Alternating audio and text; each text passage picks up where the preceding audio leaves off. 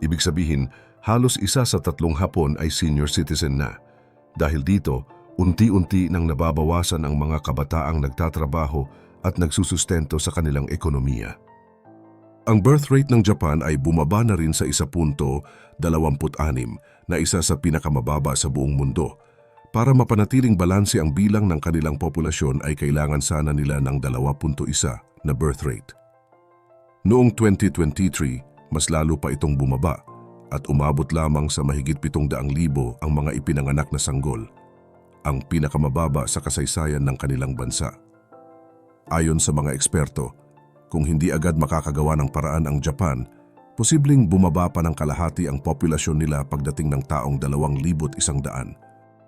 Ayon mismo kay Prime Minister Fumio Kishida, maaring dumating ang panahon na hindi na gumana ng maayos ang kanilang lipunan. Ibig sabihin, posibleng kulangin sila ng manggagawa, magdulot ito ng paghina sa ekonomiya at makaapekto sa pang-araw-araw na sistema ng kanilang bansa. Dahil dito, napilitan ng Japan na tumingin sa ibang bansa para humingi ng tulong. At sa kanilang paghahanap ng mga maaasahang manggagawa, malinaw na napansin nila ay ang mga Pilipino. Bago tayo mag-umpisa, baka pwede niyong i-like ang video na to. Malaking bagay ang like sa aming mga content creators. Maraming salamat po.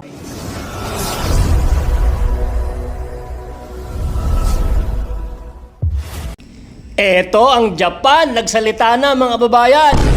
Nako, ano kaya itong magandang good news nitong Japan sa Pilipinas or bad news, no? So bago ang lahat mga babayan, isang like naman muna dyan. At kung nandiyan ka na, huwag ka muna nga alis kasi dapat mo itong malaman kung ano itong binulgar ng Japan. Baka isa ka dito na kailangan. Oy, kumare, baka isa ka sa naghahanap ng napakagandang opportunity. Dito ka muna, pag-uusapan natin yan. Alright. So bago ang lahat, isang like naman muna. Nakalike na po ba kayo mga babayan? O tara, simulan natin to. Kasi kay Boy Sarsa, una ang balita. Let's go! So ito nga mga babayan, no, napanood nyo yung preview. My goodness! So ayan, medyo namimiligro po itong Japan sapagkat kinukulang po sila ng mga mamamayan. So mahina silang mag-produce ng mga bata. At nako, punta kayo sa Pilipinas. Pagpunta mo rito sa Pilipinas, bukas buntis ka na kagad. No? Kahit mahirap ang mga Pilipino, sige lang ang produce ng mga baby. Kahit wala lang ang makain, ay sige lang ang produce. Kaso dito sa Japan, mga babayan, ay kahit mayaman po yung kanilang bansa, ay kinakapos po sila ng produksyon, no? Ng human or yung Japanese, o mga pinapanganak. Nakaw! Pero mayaman po sila, meron talaga silang disiplina. Ito kasi sa Pilipinas, mga babayan, may papuri talaga sa Pilipinas. So, huwag kang aalis. Kasi itong itong Pilipinas, pupurihin din natin. Huwag naman puro namang mga nagiging bad news. Kaya kung bakit nagiging bad news itong Pilipinas, dahil sa nakaupo sa Pilipinas, yun! Nandiyak mo ba kumare? Huwag kang aalis ha. Kasi kailangan kita, baka dito sa balitang ito, at kailangan mo ng trabaho dahil ibibigyan kita ng trabaho sa Japan. Alright. So ito mga babayan, mamaya papanood ko sa inyo yung full video ha. Huwag kayong aalis kasi baka meron kang anak na skilled. Abay, hintayin mo tong opportunity na ibibigay ng Japan. So dito mga babayan, sa balitang ito daw pong Japan ay kinakampos ng produksyon, no? Ng mga kalahi nila. So mahina po sila sa produksyon ng populasyon ng Japan. My goodness. Ito sa sa Pilipinas mga babayan ay wag mo nang sabihin na production ng Pilipino kasi maya't-maya po talaga yan. Masipag ang mga Pilipino. Masipag ang Pilipino maggawa ng mga bata kahit wala na makain. Kahit nilulubog na ng baha. Pero wag ka. Ito, purihin naman natin tong Pilipinas. Ang mga Pilipino daw mga babayan, at talaga naman totoo naman, no? Isa sa pinagpipilian ng Japan na country na tutulong sa kanilang ekonomiya. Wow! Mamaya panoorin natin ha. Talagang may patunay niyan. Ito raw mga kababayan, itong mga Pilipino ay kahit hindi mo daw sabihan na ganito ang gagawin, yung kanilang pagtatrabaho ay may puso. Okay? May puso ang trabaho ng mga Pilipino at skilled, magagaling. No? Dito sa Pilipinas, pag-usapan natin mga kumare, no? Bakit pagka dito sa Pilipinas ang mga Pilipino is pasaway? no, hindi nagtatrabaho na maayos. Yung hindi ko naman sinasabi yun ng ng lahat. Pero kakaiba ang mga Pilipino pag nagpunta na ng ibang bansa. Mas nilalabas talaga ng mga Pilipino yung kanilang mga talent na talagang 100% na binubuhos nila. Talaga naman mas maganda. Kasi mga kababayan, pagka doon sa ibang bansa kasi, yung sweldo mo is kumpleto. Baga yung tatrabahuhin mo sa loob ng isang araw, ibibigay mo talaga yung 100% dahil yung sinusweldo mo is 100% din na tama doon sa iyong trabaho. Dito kasi sa Pilipinas, mga babayan, kahit magtrabaho ka ng parang kalabaw, mga babayan, yung sweldo mo rito hindi sapat sa iyong pamilya. Tama o mali, kumare? Pero number 1 ang Pilipino sa buong mundo, mga babayan. Pero bakit ang Pilipinas ay number 1? Oh, hindi pa naman tayo number 1. Pangatlo tayo sa kurap. Ito, panoorin mo, katibayan, na kung pang ilan na ba talaga ang Pilipinas sa most corrupt in the universe. O, panoorin nyo mo ito, babalikan kita. Panoorin mo muna para alam mo. Kasi baka hindi mo alam na pangatlo na tayo sa most corrupt sa Asia. O, sa buong mundo na to. O, panoorin nyo muna ito. Pasok, Ben Barubal. Palubog na yung Pilipinas, tulog ka pa rin. Sa loob lang ng 3 years, tang inumin. Tayo na pinakamabilis pagdating sa robbery. Walang binatbat sa atin sa bilis. Kahit yung mga ibang country. Nasa atin na yung new world record. The fastest corruption in history. Tapos proud pa sila. Ganyan sila katatanga. Ang moto ni Bongbong, pababagsakin ko yung Pilipinas, manood ka. Ben, wag mo nang banatan si Bongbong. Love namin siya eh. Mga bobo! Una sa lahat ha? Maligo muna kayo. Vlog kayo ng vlog, di naman kayo naliligo. Tapos matulog kayo. Para bukas, pagising nyo, bibitayin ko kayo. Magbabawas tayo ng tanga sa mundo. Isipin nyo, isang malaking bus yung Pilipinas na umaandar sa kalye. Bago si Bongbong tanga yung driver ng bus tapos nabangga niya yung poste. Sino sisisihin nyo? Si Bongbong tanga na nagdadrive ng bus o yung poste? Siyempre yung poste. Mga bobo, mga kamote! Ganyan sila katanga, ganyan sila kapraning. Buti pa yung sakit, kayang gamutin. Pero yung tanga, kahit salaksakan mo ng sangkatutak na gamot, hindi nagagaling. Buti pa yung vice president namin, no? Ganda-ganda.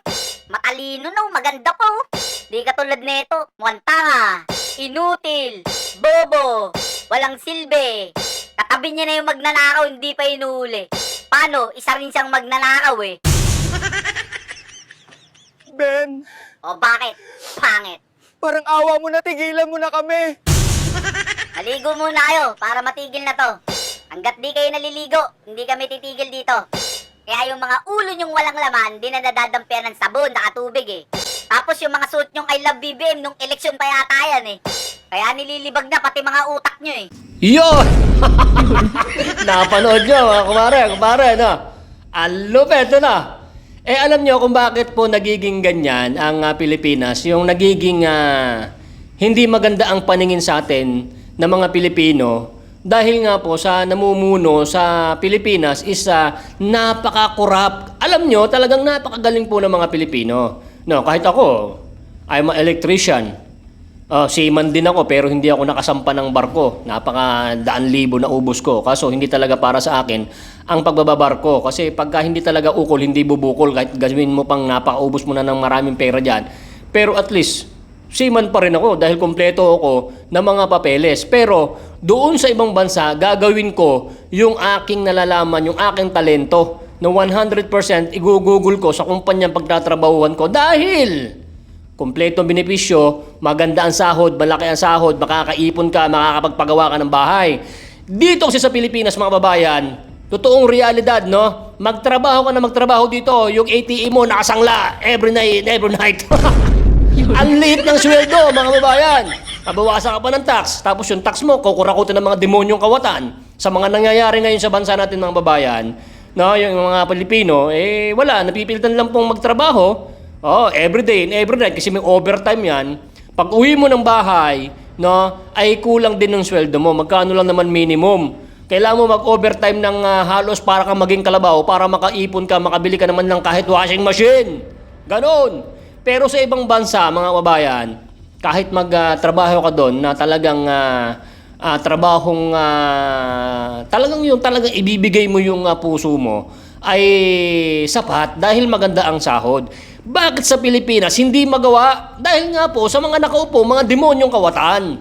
Yan ang talagang realidad dito sa bansa natin. My goodness. Hindi ba? Itong ipapanood ko sa inyo mamaya mga babayan, sabay-sabay tayong panoorin kung bakit ang Japan ay mas gusto po nila ang mga Pilipino. Biruin mo sa laki ng mundo, no, sa napakadaming bansa. Ang Pilipino po ang pinakagusto ng Japan, no? At alam nyo, dati mas mayaman pa tayo sa Japan, mga babayan. Alam nyo kung bakit mas yumaman sila? Kasi yung namumuno sa Japan, mahal nila ang kanilang bansa, mahal nila ang kanilang mamamayan. Dito sa Pilipinas kasi, mahal lang ng mga demonyong kawatan yung bulsa nila. Wala silang awa sa mga kababayan nila.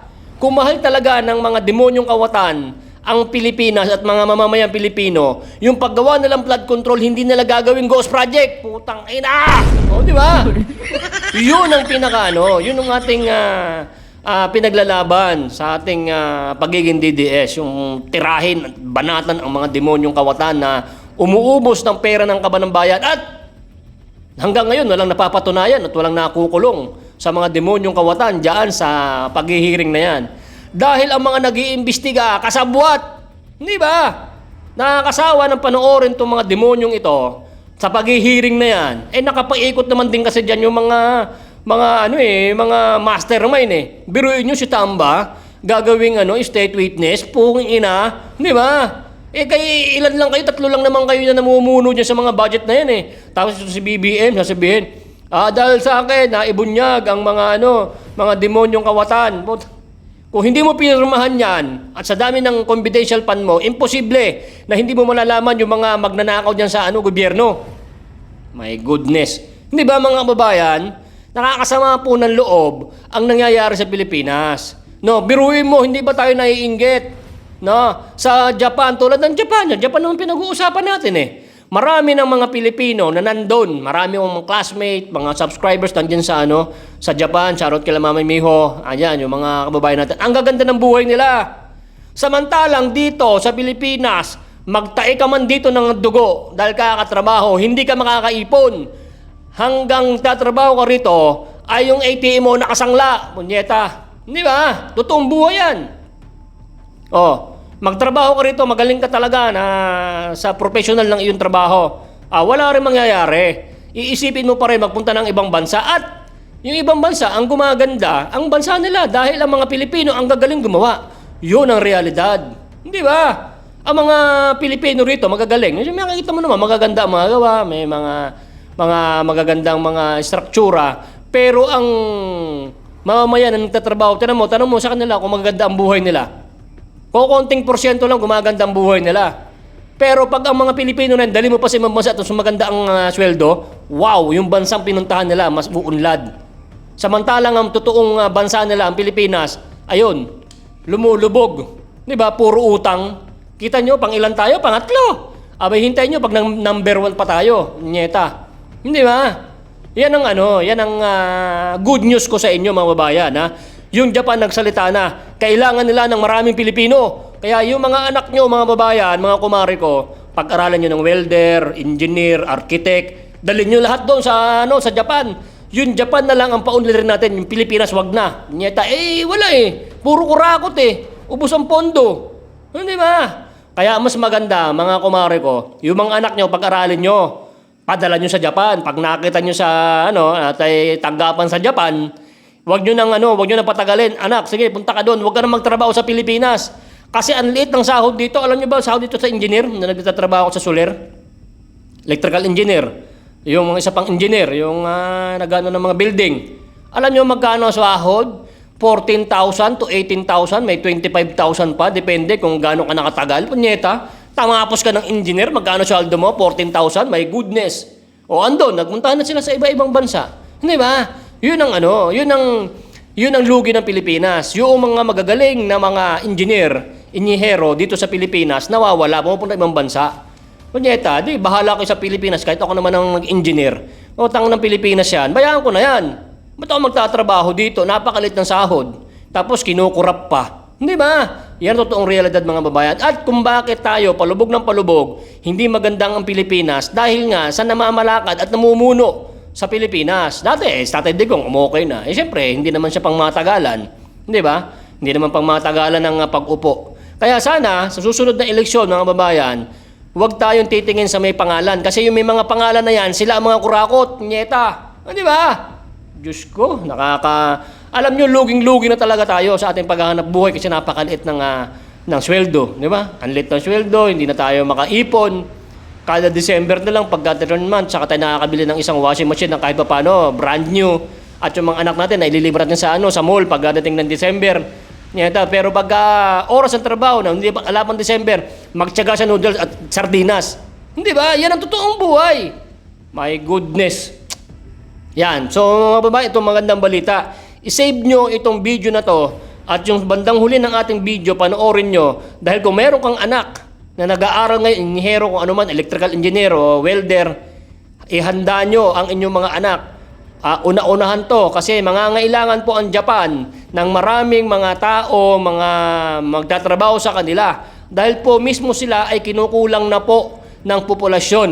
Mahina po sila mag-anak. Sobrang po sila disiplinado. Pero ang Pilipina, pag napunta ng ibang bansa, napakadisiplina. Totoo yan, di ba? Pero pag nandito ka sa Pilipinas, ang disiplinado rito, kukunti lang, no? Mas marami mga barubal. Kasi ang nakaupo, barubal. Ba't gano'n? Di ba? Sa ibang bansa, napunta ako ng Hong Kong, walang mga enforcer sa stoplight. Tumatawid sila, hintayin yung stoplight. Dito sa Pilipinas, naka-stoplight na, tatakbo pa rin. Munyeta. Di ba? Ganon sa ibang bansa. Pero number 1 ang mga Pilipino, napakadisiplinado. Di ba? Pero pag napunta sa ibang bansa, saka disiplinado. Pero pag dito sa Pilipinas, mga barumbado. Di ba? Ito itong realidad. Di ba? Yun ang yun ang kaibahan natin.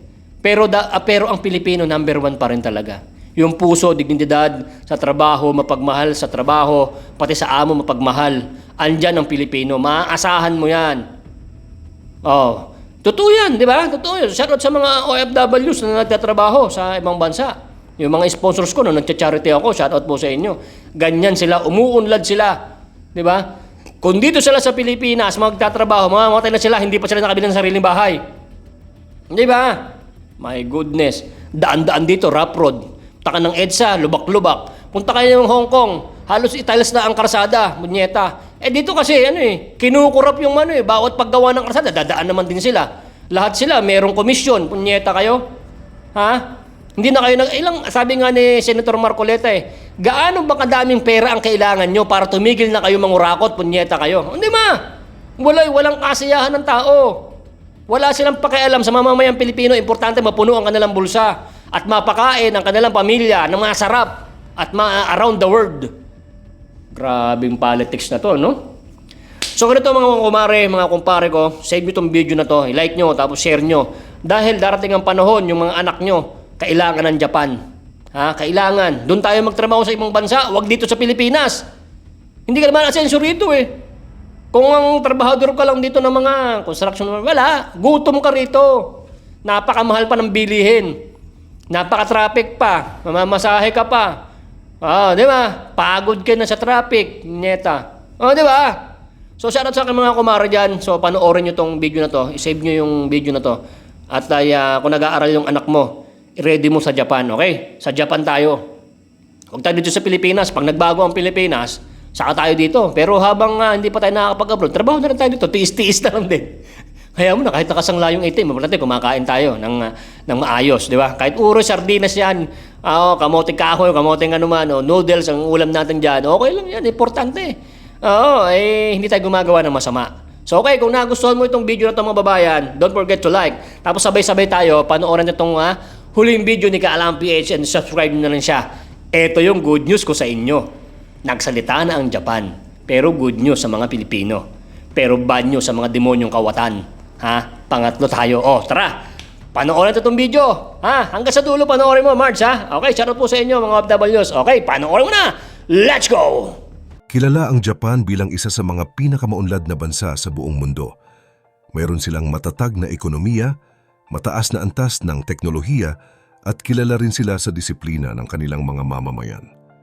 Pero kamakailan lang, nagulat ang maraming bansa nang marinig ang sinabi ng ilang opisyal ng Japan tungkol sa Pilipinas. Sa isang pahayag, malinaw nilang sinabi na kailangan natin ng mas maraming Pilipino. Isang bansang bihirang magsalita ng ganitong paraan, kaya marami ang napaisip. Bakit nga ba nila ito sinabi? Ano ang nakita nila sa mga Pilipino na hindi nila basta nakikita sa iba? Pero bago po ang lahat, baka pwedeng pa-like ang video na ito. Dahil napakalaking bagay na ito sa aming content creators. Maraming salamat po. Sa ngayon, kahit na maunlad ang Japan, may kinakaharap pa rin silang malaking problema. Ito ay ang mabilis na pagbaba ng bilang ng kanilang populasyon.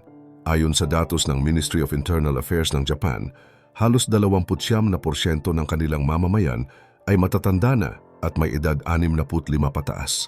Ibig sabihin, halos 1 sa 3 Hapon ay senior citizen na. Dahil dito, unti-unti nang nababawasan ang mga kabataang nagtatrabaho at nagsusustento sa kanilang ekonomiya. Ang birth rate ng Japan ay bumaba na rin sa 1.26 na isa sa pinakamababa sa buong mundo. Para mapanatiling balanse ang bilang ng kanilang populasyon ay kailangan sana nila ng 2.1 na birth rate. Noong 2023, mas lalo pa itong bumaba at umabot lamang sa mahigit 700,000 ang mga ipinanganak na sanggol, ang pinakamababa sa kasaysayan ng kanilang bansa. Ayon sa mga eksperto, kung hindi agad makakagawa ng paraan ang Japan, posibleng bumaba pa ng kalahati ang populasyon nila pagdating ng taong 2,100. Ayon mismo kay Prime Minister Fumio Kishida, maaring dumating ang panahon na hindi na gumana ng maayos ang kanilang lipunan.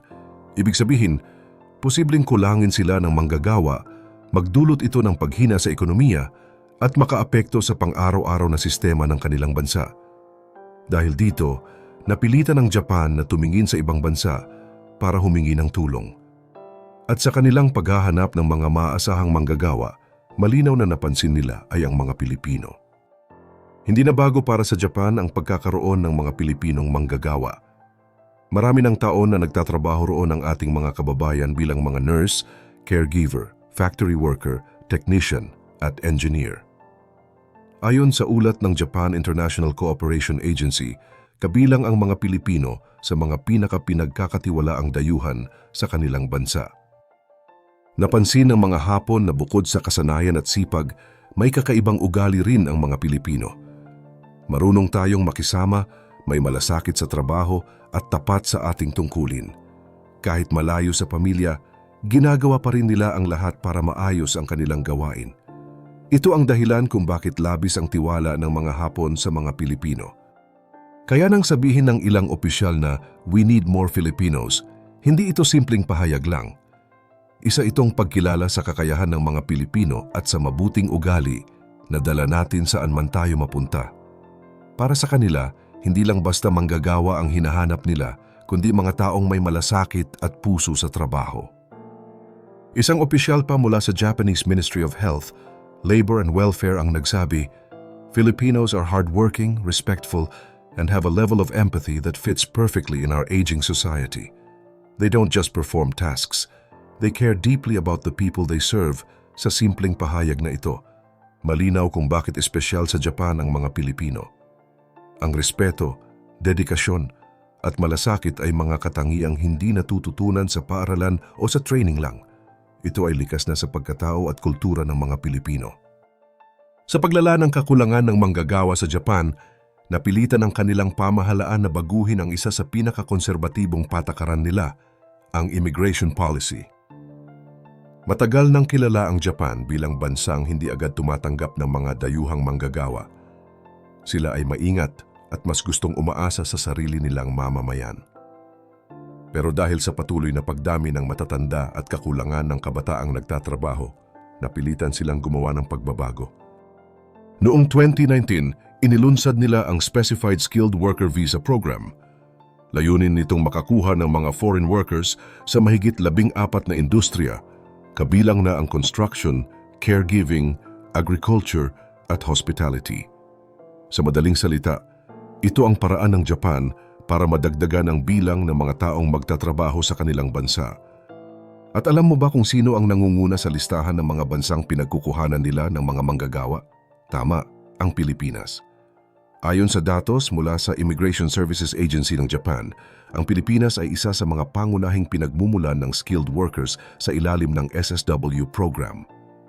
Sa kasalukuyan, tinatayang mahigit 300,000 Pilipino na ang nagtatrabaho sa Japan at ayon sa mga ulat, inaasahang dodoble pa ito sa susunod na 5 taon. Sa mga opisyal na talumpati at panayam ng mga leader ng Japan, paulit-ulit nilang binabanggit ang kanilang tiwala sa mga Pilipino. Katulad na lang ng sinabi ni Yoko Kamikawa, dating Justice Minister ng Japan, "We trust Filipinos. They contribute not just to our economy, but to our communities." Ibig sabihin, hindi lang nakikita ng mga Hapon ang mga Pilipino bilang simpleng manggagawa, kundi bilang bahagi na rin ng kanilang lipunan. Ngayon kapag pinag-uusapan sa Japan ang mga dayuhan, madalas ay positibo na ang tingin nila sa mga Pilipino. Dahil sa kanilang sipag at kabutihan ng loob, nagkaroon sila ng magandang reputasyon. Sa likod ng pagbabagong ito sa immigration policy ng Japan, malinaw ang mensahe na nakikita nila sa mga Pilipino ang solusyon, tiwala at pag-asa. Pero higit pa sa mga datos at opisyal na pahayag, nariyan rin ang mga totoong kwento ng ating mga kababayan na nagsasakripisyo araw-araw, tulad ni Marcel Tan, isang 34 na taong gulang na caregiver mula Nueva Ecija. 5 taon na siyang naninirahan at nagtatrabaho sa Kyoto. Araw-araw siyang pumapasok sa isang nursing home kung saan siya ang in charge sa 4 na senior citizens. Ayon kay Marcel, mahirap sa simula. Nahihirapan siya sa wika, kultura at sa mahabang oras ng trabaho. Minsan umaabot ng 12 oras ang kanyang shift, pero kahit pagod, hindi siya sumusuko. Ayon sa kanya, kapag ngumiti sila sa akin at hinawakan ang kamay ko habang umiiyak, parang pamilya ko na rin sila. Minsan daw ay tinatawag pa siya ng mga inaalagaan niyang matatanda bilang musume, na ang ibig sabihin ay anak na babae. Ipinapakita ni Marcel at ng libu-libong Pilipino sa Japan na higit pa sa trabaho ang kanilang ginagawa. Hindi lang sila bahagi ng workforce, kundi bahagi na rin sila ng puso ng mga taong kanilang pinaglilingkuran. Ang ganitong klaseng malasakit at kabutihan, ang dahilan kung bakit naniniwala ang Japan na ang mga Pilipino ay hindi lang sagot sa kakulangan ng manggagawa, kundi inspirasyon din ng tunay na malasakit at dedikasyon. Hindi lang si Marcel ang may ganitong karanasan sa Japan. Marami pang Pilipino ang nakahanap ng bagong tahanan at layunin doon. Isa na rito si Patrick Dizon, isang 29 na taong gulang na electrical engineer mula sa Quezon City. Siya ay kasalukuyang nagtatrabaho sa Tokyo sa ilalim ng isang malaking Japanese multinational company. Bahagi siya ng isang malawak na proyekto na naglalayong pagdugtungin ng Tokyo at Osaka sa pamamagitan ng isang high-speed railway system. Ayon kay Patrick, dati raw ay nanonood lang siya ng anime at nangangarap na makarating sa Japan. Ngayon, isa na siya sa mga tumutulong sa pagbuo ng kinabukasan ng bansang ito.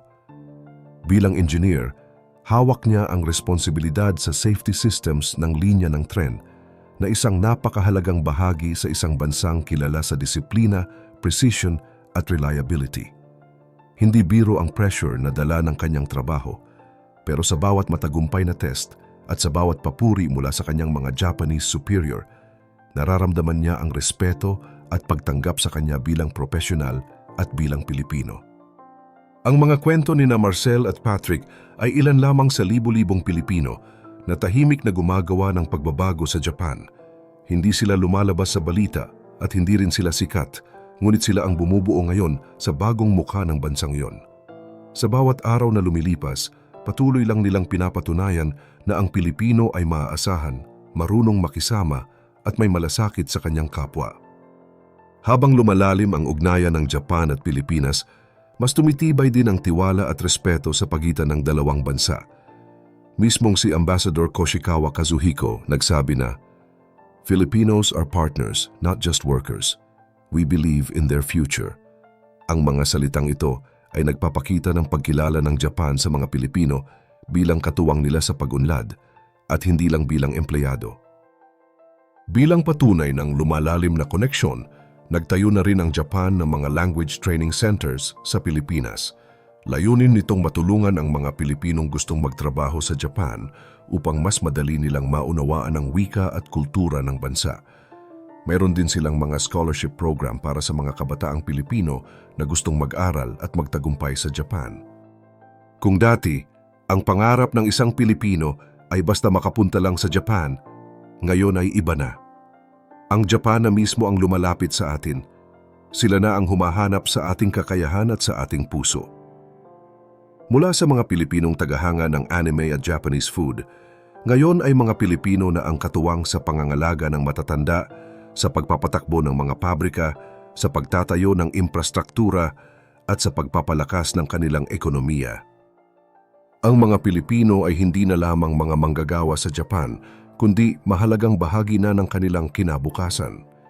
Dahil sa ating sipag, disiplina at malasakit, nagiging inspirasyon tayo hindi lang sa mga Hapon kundi sa buong mundo.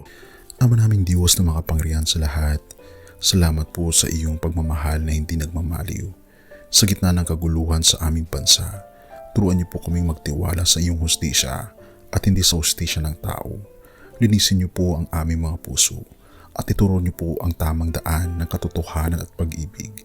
Tulungan niyo po kaming maging ilaw sa gitna ng dilim at ipakita sa mundo na may pag-asa pa sa pangalan ng aming Panginoon Hesus. Salamat po sa pag-ibig po ninyo at salamat sa pagdinig ng aming mga panalangin at iligtas niyo po kami. Sa pangalawa po ninyong pagparito at patawarin po kami sa lahat ng aming mga pagkukulang at pagkakasala sapagkat ito po ang aming samutiling sa matamis na pangalan ng aming Panginoon Hesus. Amen. Sa lumang silid, mag-isa kang tahimik. Walang kamera, palakpak ay wala na. Ngunit sa bawat pader ng bayang iniwan mo, may pangalan mong di na mabubura.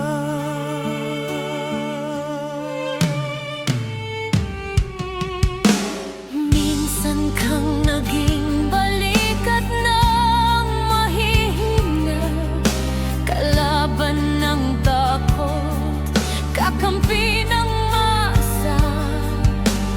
Di mo man laging nasabi ang tama, pinili mong ipaglaban ang madla. Hindi ka sakdal gaya naming lahat, pero tumindi ka nang walang pag-atras. At ngayong pagod ka na, tatay, kami naman ang sasalo ng bawat bigat.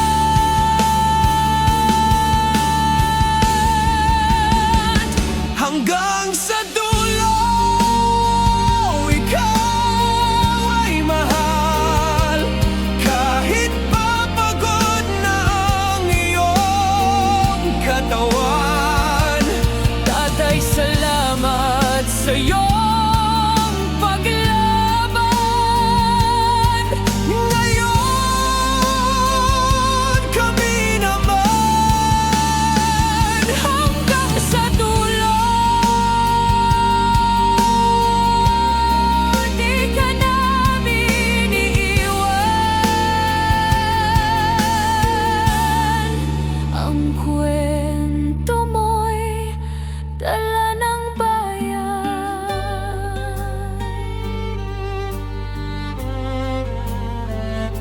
Tahimik ka na sa mga batikos, wala nang tugon, wala nang galit, pero sa mata ng mga maralita, naroon pa rin ang tapat mong alaala. Marami mang di nakaintindi, marami pa rin ang di nakakalimot.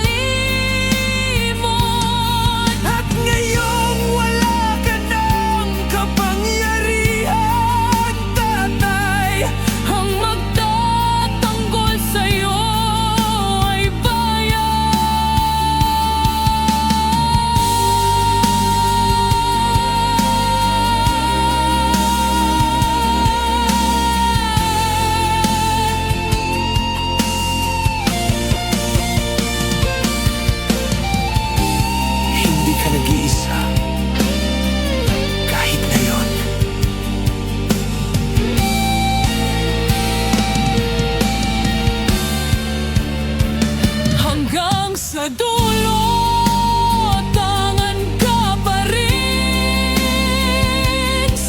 puso ng batang minsan mong pinagkain.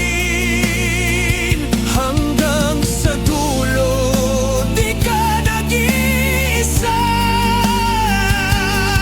Ang dasal ng bayan ay sa'yo pa rin. Katay kami naman ang lalaban sa ngalan mo, sa alaala mo. Hanggang sa dulo. Dalangin ka ng puso ng masa.